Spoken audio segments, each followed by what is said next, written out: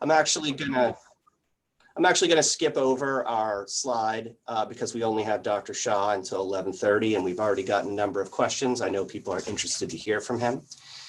Dr. Shah, if you don't mind, I'd like to start off. And I have not seen you talk about in interviews the fact that you are a lawyer. I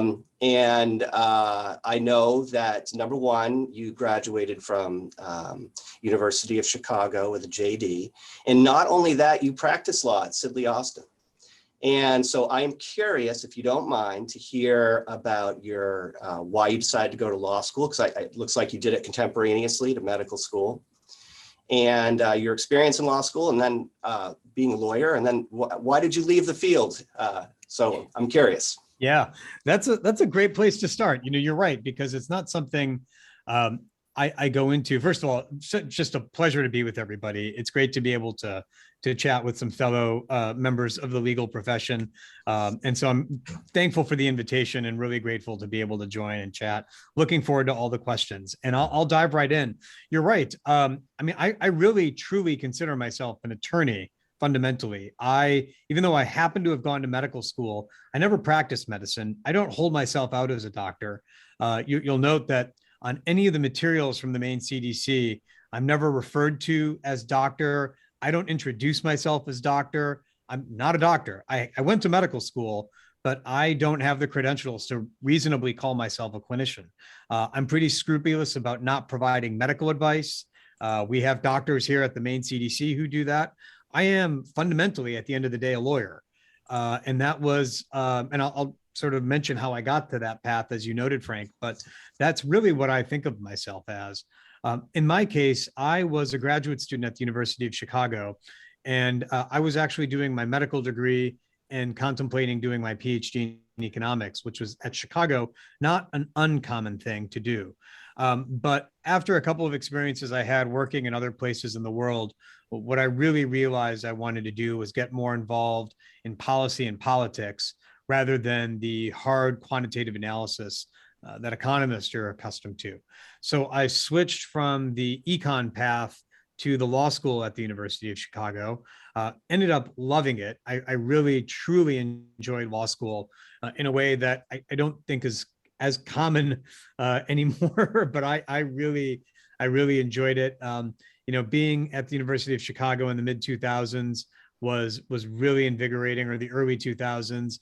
A lot of the very, very famous professors who had sort of defined the law and economics era were still there, and were still teaching and still very much accessible. So I, regularly got to hang out with Judge Posner and Richard Epstein and that crowd. And now they've since retired or moved on, but at the time they were very much in the vanguard. So it was a very exciting place to be. And that's really kind of what set me on the pathway toward, after law school, working in the law for many years. As you noted, I was at Sidley Austin, and really, truly enjoyed that too. I enjoyed the work I was doing. I focused a lot on the appellate practice at Sidley. We had a very robust Supreme Court practice, and I was actively engaged with that, as well as our government investigations practice. So a lot of work in healthcare with the False Claims Act, the US FDA, things of that nature. So I really enjoyed it. The main reason I left was I got a call from the former governor of Illinois asking me to be his Secretary of Health. One of those things you just don't turn down, no matter how much you love Sidley. And so that's why I ultimately stepped away from the firm, not because I had any disillusionment about the law. I still consider myself a lawyer fundamentally above all else. That's fascinating. Thank you for telling us about that. Mm-hmm. Angela, why don't we take some of the questions we got ahead of time? If folks, again, we have limited time and we won't get to all the questions, but if folks have questions for Dr. Shah, please put them in the chat and Angela will field them and provide them to Dr. Shah. Okay, so the first question I have, what should we be telling our employees about when it is safe for them to come back to work after they have had COVID and had symptoms? we've been telling people generally to stay remote as long as they have symptoms and to not come back until they've been fever-free for 24 hours. Yep. So that's a great question, Angela. It's not exactly what you've been telling people. So I'm glad I can clarify that. Generally speaking, we recommend what the US CDC recommends, which is that for someone who has COVID, there's sort of a two-step as it relates to re-engaging or coming back into the world. The first is at the 5-day mark. And that's when, if someone does not have any symptoms and has not had any symptoms, they can, in theory, come back into the office or go back out to the grocery store, what have you, but they must be wearing a mask. And that mask wearing should happen from days 6 through 10. And then starting on day 11, they can be back out into the world, the office, the grocery store, et cetera, without a mask on.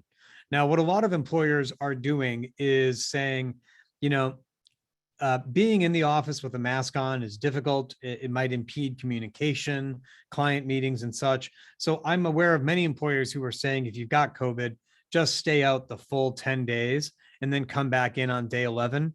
That's an option. The other option, again, is to say, sure, you can come back into the office on day 6, but again, must be fastidious about wearing a mask, because from days 6 to 10, there is a small but not zero chance that someone could still have COVID and transmit it. Terrific. Okay. Question number 2.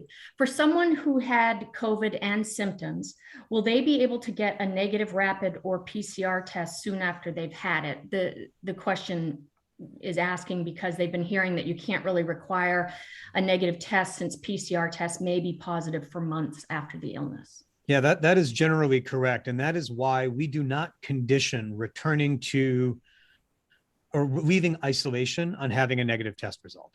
The terms of when someone can safely leave isolation, per the prior question, are a function of time, not a function of a negative test result.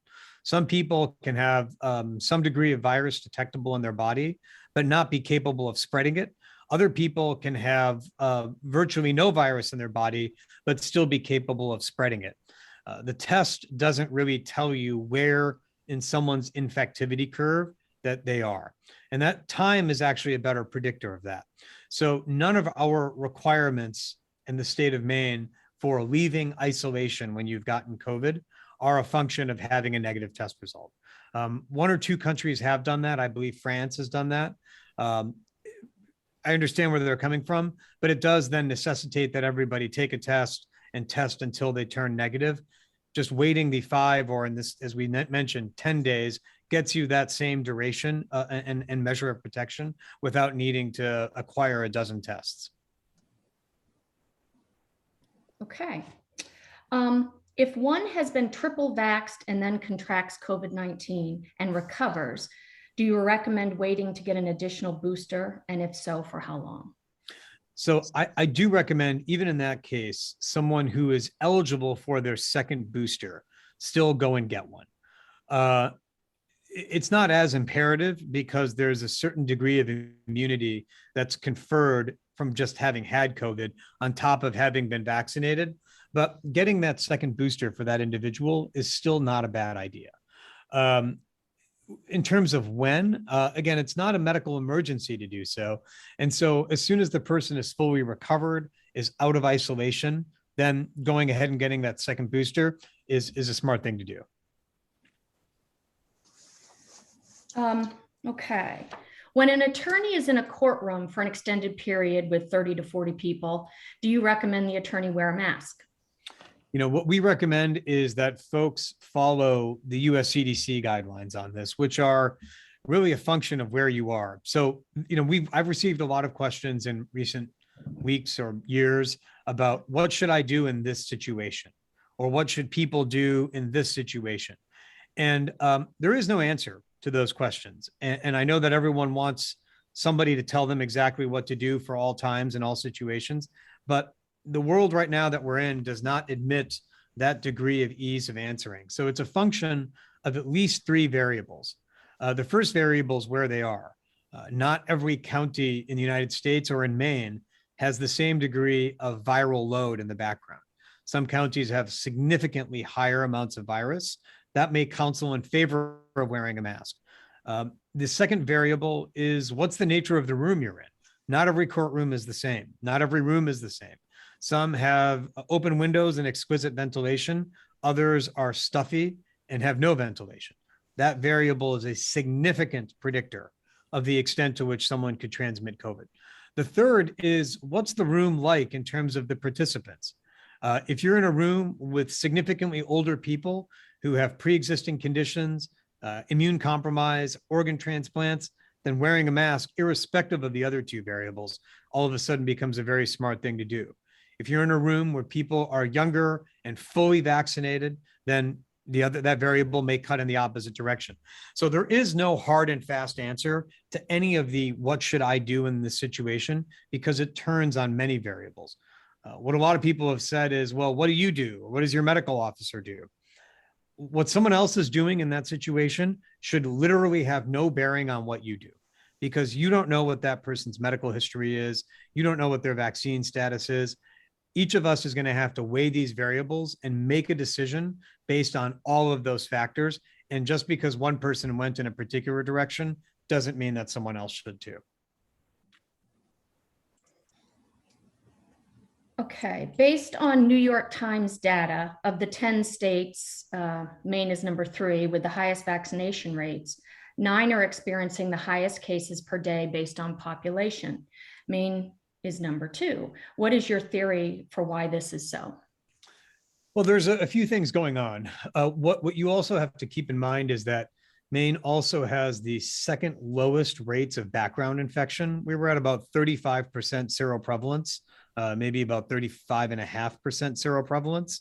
So when you couple that with what else has happened in the Northeast, which is the emergence of the newest subvariant, the newest cousin of Omicron, the BA.2.12.1 variant, when you couple those two things with the fact that Maine's vaccination rates were among the highest velocity in the United States, that is to say, we hit the 10%, 20%, 30% thresholds, as far as I'm aware, faster than just about every other state. When you combine those three things, what you see is a variant that's more capable of escaping the pre-existing immunity that we already had on board. People across the state with significantly lower levels of natural or virally derived immunity, plus the fact that we vaccinated much sooner than anyone else, and thus there's a more opportunity for waning immunity. When you combine those things, it doesn't surprise me that in the face of a new variant right now, the BA.2.12.1, places like Maine, Rhode Island, Vermont are having high rates of diseases. What we're not seeing are significantly higher rates of hospitalizations. Now, they've gone up, do not get me wrong. In the past 2 weeks, hospitalizations in Maine have grown by about 70 people. That's significant. But what has not changed is the number of people who are on a ventilator. That's actually lower than it was 2 weeks ago. I think 2 weeks ago, we had 5 people on a ventilator. Today, we only have 3. Deaths have also not grown in the same rate that they did in January. They've ticked upward, but not to the same degree of exponential growth that we were seeing back in January. So the vaccines are still working. No vaccine is 100%. Nothing in medicine is 100%. What they do exquisitely well is keep people off of a ventilator and alive, and we are still seeing the effects of that. Thank you, Dr. Shah. I see we've had a number of people join in the last 5 or 6 minutes. If you have a question for Dr. Shah, it's likely we'll run out of time, unfortunately, but please submit your questions through the chat function and Angela will deliver the questions to Dr. Shah. I have several more, so we'll just keep trucking through. Yeah. It was recently reported that about 75% of the COVID hospitalizations in the Maine health system were vaccinated people.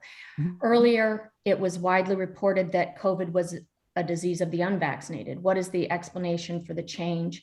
And is it that the virus has mutated away from the 2020 strain for which the vaccine was developed?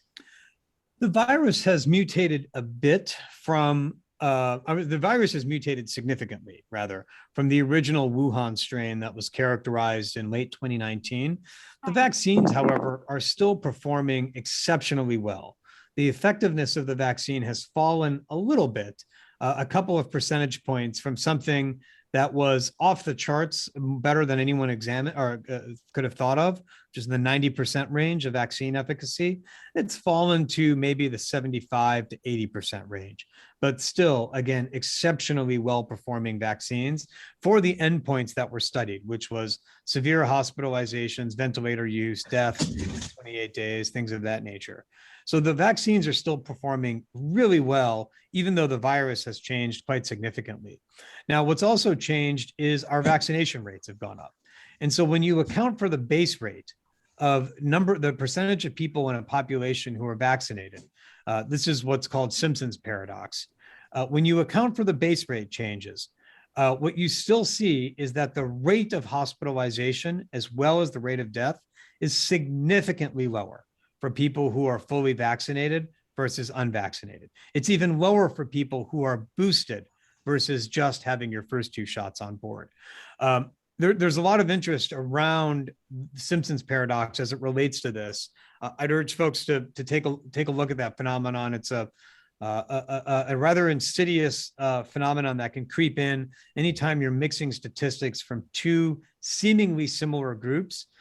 To avoid Simpson's paradox, you really got to stratify the population in question by age. Otherwise, what you can get is a highly vaccinated population of older people who are at a higher risk of unfortunately passing away, and obscuring the fact that the higher rate of hospitalization is really occurring among the younger, more vaccinated people. When you blend those 2 groups, you can get the misimpression, as many people have, that being vaccinated lands you in the hospital and being unvaccinated is actually protective in some way. But when you account for the base rates by adjusting for age, you see that that's a complete fallacy. And there are a number of hypotheticals I can go through if the folks want to dive into that a little bit more. That was a lot of gobbledygook that I just spewed, but the math here is important, and it is very, very easy to take a look at the numbers and come to a wrong conclusion. It's very difficult to take a look at the numbers thoughtfully and come to the right conclusion. Let me give you a prime example of the base rate fallacy that I've used. What percentage of people who die in skydiving accidents had a parachute on? Take a guess.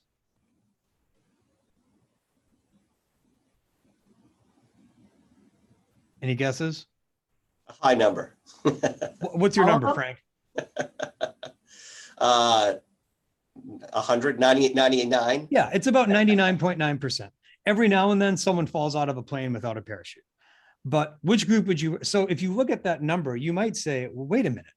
All the people that died had a parachute on. What am I doing with the parachute? I mean, what benefit is the parachute having? Right? But what we're doing, you're combining 2 groups, people that had a parachute on and people that didn't have a parachute on. But to the untrained observer, right? When anyone would look at that statistic and say, well, yeah, duh, I'd still rather have the parachute on. Common sense tells you it's not the parachute that is causing you to die. But yet with vaccines, people commit the same error. And so you've got to be really, really careful when you look at these statistics and adjust it in the vaccine case by age, in the parachute case by the number of people out there who had a parachute versus those who didn't. Other states keep track of hospitalizations because of COVID, as opposed to people in the hospital with COVID. Why hasn't Maine done that? The hospitalizations because of COVID doesn't really add much. So first of all, what is a hospitalization because of COVID? It's a very, very difficult thing to determine. It does not admit any easy answers. Some states have had definitions that are both over-inclusive and under-inclusive. But the bigger point is, why do we keep track of hospitalizations? We keep track of hospitalizations for 2 reasons. One, to give us a sense of the burden of disease. And then the second is to give us a sense of the impact of COVID on the healthcare system. If you're running a hospital or you're a doctor at a hospital, you don't particularly care whether the patient in front of you is there because of COVID or because they happen to come in for a knee replacement and incidentally had COVID, because the impact on your hospital is functionally the same. You still have to take precautions. They have to be in the right room, have to have proper PPE on. So the difference between being hospitalized with COVID versus for COVID doesn't enhance our understanding of the transmission dynamics or the impact on healthcare systems. Now, we've queried hospitals from time to time to get a sense of what's going on in their doors. And in times of high community transmission, like in January, you're right, there were a lot of people in the hospital who were incidentally detected, but it still had an impact on the healthcare system. In times when community transmission is low, the number of people who are hospitalized because of their COVID, the percentage of them goes up. Right now, it's hovering in the mid 80% range. But really, I think the only reason that people wish to do that, or those who are urging it, is to somehow suggest that COVID's not as bad as the numbers make it seem. But I have not heard from a single hospital leader in Maine or a single clinician who has urged us to do that. Thank you. I am among those who have not had COVID. I've seen articles saying that at this point, someone like me, age 70, fully vaxxed and boosted, masked in all indoor public spaces, might be worth studying as to why I haven't been infected. Is this something I can volunteer for, and if so, how? I'm not aware of any studies that are happening on that particular topic in Maine, although there may be some national surveys on that front. I don't know that there's much to there may be some immunological reasons why some people have not yet gotten COVID, but there could also be behavioral reasons, as the person who wrote the question noted. They've been careful, they've been assiduous about following best public health advice. It would be interesting to know whether they are biological reasons or behavioral reasons. I'm not aware of any studies right now that are looking at that, but certainly if one comes our way, it would be interesting for folks for folks to participate. You said 5 and 10 days to return to work or school after getting COVID. What are you counting from? So the definition of day 0 is the day that you got your positive result on, or the day that you first started feeling symptoms. Day 1 is the first day then of isolation. The earlier of, so if you are experiencing symptoms, you would, on Monday, you would count that as day 0, even though you got your positive test on Tuesday. That's correct, Frank. That's exactly right. That's exactly right. What is your recommendation regarding when to get a second booster if you haven't had COVID? As soon as you're eligible. And the eligibility criteria are for those who are over 50 and over rather, who have had at least 5 months since their first booster.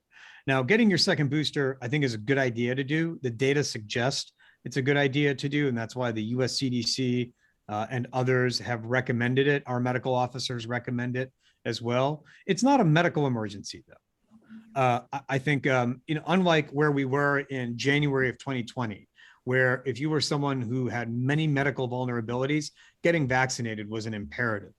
Getting your first booster was very important. Getting a second booster is something you should do. It's widely available just about everywhere that gives a shot out, but I don't want to frame it as a medical emergency. It's a good thing to do. It's recommended by all the various medical authorities. And so if you haven't done so yet, it's something that is worth doing. And I think timing wise, we're going to be good. I have one last question. Summer is here, gatherings both inside and out abound. What is a prudent precondition or preconditions for planners, hosts to institute to best ensure attendee safety and community responsibility? So the things that planners can do to keep attendees safe, it's a great question. I appreciate the forward-looking nature, because now is the right time to plan for ways to get together indoors safely, et cetera. So the question, I think, presupposed that the event was indoors. But question number 1 is, can you safely or can you feasibly hold the event outdoors? Some events you can, some events you can't. But where possible, outdoors is so much safer for a number of reasons. But let's assume you're working on an indoor event. The things to focus on there are, first of all, how many people are going to be there. In the old days, it was not uncommon to pack 400 or 500 people into a conference room, a ballroom, something like that. Things are a lot different now. And I think there is much more recognition that giving people more space is a way to keep folks safe. Now, I don't know that you're going to be able to accommodate 6 feet of distance for every single person. That would need to be our gargantuan sized meeting room, but perhaps a little bit more space than you would have in 2020 is something that's indicated. The second is the question of whether folks should be wearing masks inside. Generally speaking, again, if you're in a county where there's a lot of disease around with a lot of folks that might have medical vulnerabilities, having them wear masks is a prudent thing to do. The third, and this is underappreciated, and I'm glad you raised this. We don't talk nearly enough about the things that can be done indoors to keep those events safe. What I'm talking about is ventilation, air circulation, and UV filtration. Ventilation is not hard to do, especially in the summer in Maine. You just got to crank open all the windows. You don't have to do anything funny or fancy. Open up all the windows, and right off the bat, you're going to have cross flow that will carry any viral particles out and about. The same thing with air circulation. If you can keep the air moving, fans, things like that, coupled with open windows, you're already in a better spot. The next category are things like those HEPA filters. I got to admit, I was a little skeptical of those, but the US CDC has studied them in schools, and they do in fact reduce the rates of virus that are circulating. And then for some rooms, not all rooms, but for some rooms, you maybe have been in places where they have those UV devices. They hang them on the wall and they emit a purple light or something of that nature. And they are remarkably effective. They go by different names, but it's effectively a wide scale UV light. And the US CDC has studied those as well. And they too are very effective. They're not that expensive. And I've started to see them more and more and more in meeting rooms and conference centers. So those are a couple of tips that in the aggregate, cranking open the windows, turning on the fans, getting the HEPA filters, all of those things in the aggregate will make meetings a lot more safe, or meetings or events a lot safer. That's what we're trying to do here at the Maine CDC with our events, conferences, meetings over the summer and into the fall. Dr. Shah, that last bit is also really important for us because we have a summer meeting in June. We're going to take all of that advice that you just gave us. I have one last question for you. I know you have 1 minute. What counties in Maine right now is the Maine CDC recommending mask wearing, or is there not a recommendation currently? No, there certainly is. It changes every Thursday based on the number of people who have COVID and the number of people who are hospitalized. I'm going to drop a link to where that number is updated. Again, it's updated every week on Thursdays. Sadly, the number has, Angela, I'll just send it to you. And then if you could post it for everybody. Sadly, the number of counties in Maine that are in the high category where the US CDC and us recommend masking has been growing recently. And I suspect it will continue to grow before it starts tailing off. What I do is I check that map every Thursday. For example, my home county flipped from yellow to red this past week. And so I started wearing a mask at the gym, things of that nature. Angela just put the link in the chat, and I'd urge folks to take a look at that once a week. You don't have to check it twice a day or anything. It's not updated that often. Check it on Thursday night. And I would recommend you take a look at that, not just for your meeting planning purposes, but also other things, whether it's an event that you might be going to, a concert, things of that nature. That's what my family and I follow as well. Dr. Shah, thank you so much for joining us. As you can see, there's avid interest in having you here. If you would like to return, we would gladly have you. I would love to talk to you about your experience in Southeast Asia and that in the early 2000s and what you think the future holds for us. So let us know if you ever want to come back, and we have a lot more questions for you. Well, Frank, I'd be honored to come back. We'll find a way to make that happen.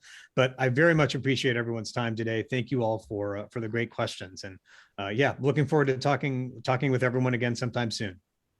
Thank you. Angela, would you Take mind care. putting up the slide? Just a couple of items to let MSBA members know about. The first is a summer meeting is June 15th to 17th. It's in Bar Harbor at the Harborside Hotel. Registration for that meeting email went out yesterday afternoon, so you should have received it. You can sign up, please sign up.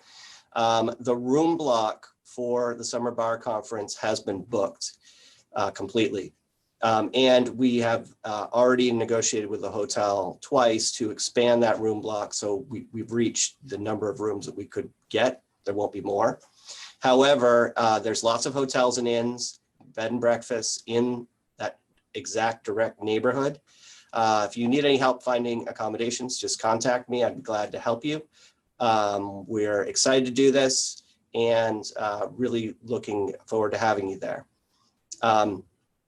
The other item in here is a judicial branch announcement, online file exchange pilot program in York County using Citrix share files being expanded to all courts in Aroostook, Hancock, and Washington counties. And thank you so much for tuning in today. We'll see you June 8th.